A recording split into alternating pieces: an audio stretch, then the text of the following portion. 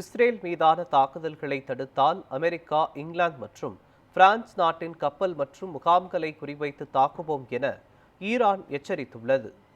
ஈரானில் உள்ள அணுசக்தி நிலையங்களை குறிவைத்து இஸ்ரேல் தாக்குதல் நடத்திய நிலையில் மத்திய கிழக்கு நாடுகளில் பதற்றமான சூழல் நிலவி வருகிறது.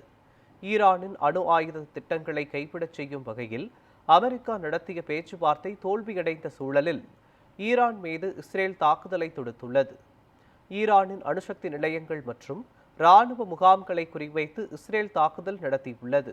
இதில் ஈரான் புரட்சிப்படை தளபதி ஹுசைன் சலாமி, 2 அணு ஆயுத விஞ்ஞானிகள் உட்பட 4 பேர் உயிரிழந்ததாக கூறப்படுகிறது. இந்த நிலையில் இஸ்ரேல் நடத்திய தாக்குதலுக்கு பதிலடி தரும் வகையில் நூற்றுக்கணக்கான ஏவுகணைகள் மற்றும் ட்ரோன்களை டெல் அவீவ் நகரை குறிவைத்து ஈரான் ஏவின. இஸ்ரேலின் அயம்டோம் என்ற பாதுகாப்பு கட்டமைப்பை மீறி ஈரானின் ஏவுகணைகள் இஸ்ரேலை பதம் பார்த்தன. இதையடுத்து ஈரானுக்கு எதிராக பெரிய அளவில் படை திரட்டும் பணியில் இஸ்ரேல் ராணுவம் தீவிரமாக ஈடுபட்டுள்ளது. இந்நிலையில் இஸ்ரேல் மீதான தாக்குதல்களை தடுத்தால் அமெரிக்கா, இங்கிலாந்து மற்றும் பிரான்ஸ் நாட்டின் கப்பல் மற்றும் முகாம்களை குறிவைத்து தாக்குவோம் என ஈரான் எச்சரிக்கை விடுத்துள்ளது.